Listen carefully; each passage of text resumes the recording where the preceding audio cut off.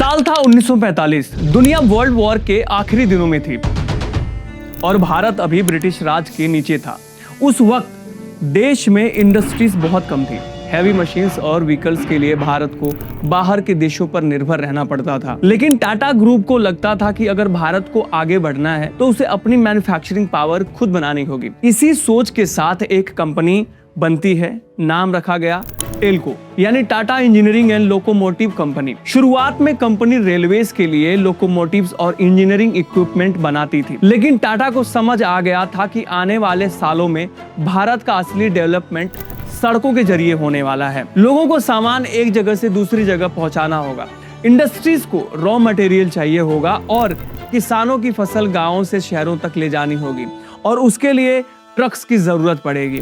फिर आता है 1954 का वक्त और यही वो साल था जिसने टाटा की कहानी हमेशा के लिए बदल दी। टेल्को ने जर्मनी की मर्सिडीज बेंज के साथ पार्टनरशिप की। उस वक्त इंडिया में मॉडर्न ट्रक बनाने की टेक्नोलॉजी नहीं थी।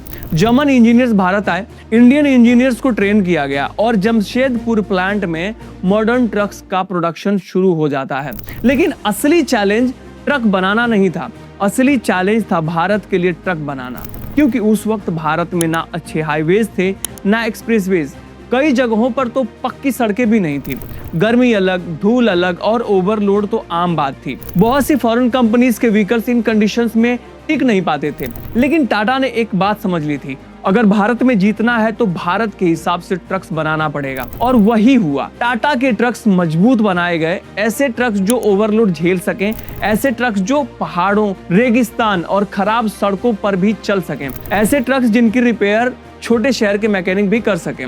धीरे धीरे ट्रांसपोर्टर्स और ड्राइवर्स के बीच एक भरोसा बनने लगा, अगर ट्रक टाटा का है तो पूरा सफर करके ही रहेगा। 1970 और 80 के दशक तक आते आते टाटा ट्रक्स भारत के हर कोने में पहुंच चुका था। कोल माइन से निकला कोयला पावर प्लांट्स तक जा रहा था, सीमेंट फैक्ट्रीज का माल कंस्ट्रक्शन साइट तक पहुंच रहा था, किसानों की फसल मंडियों तक जा रही थी और हर सफर के पीछे कहीं ना कहीं एक टाटा ट्रक जरूर होता था।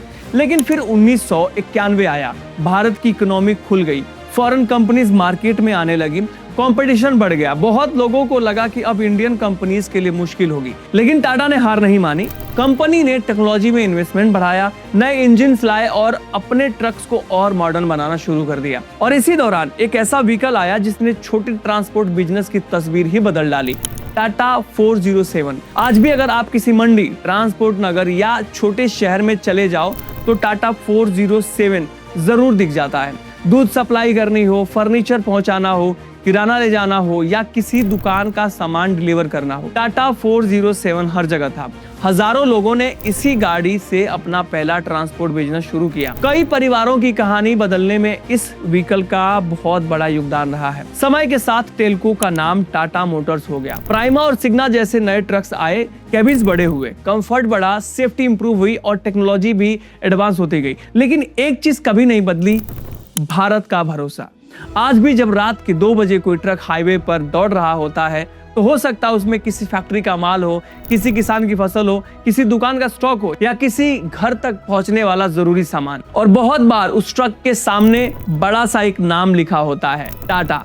और शायद इसीलिए टाटा ट्रक्स की कहानी सिर्फ एक कंपनी की कहानी नहीं है, ये उन लाखों ड्राइवर्स की कहानी है जो घर से दूर रहकर देश चलाते हैं। ये उन ट्रांसपोर्टर्स की कहानी है जिन्होंने एक ट्रक से अपना बिजनेस शुरू किया और ये उस भारत की कहानी है जो हर दिन सड़कों पर दौड़ता है। क्योंकि अगर ध्यान से देखा जाए तो टाटा ट्रक्स ने सिर्फ सामान नहीं उठाया, उन्होंने भारत की तरक्की को अपने कंधों पर उठाया है। बाकी आपका क्या कहना है प्लीज कमेंट करके बताइएगा। चैनल को सब्सक्राइब करिए, हमें फॉलो करिए, बने रहिए हमारे साथ।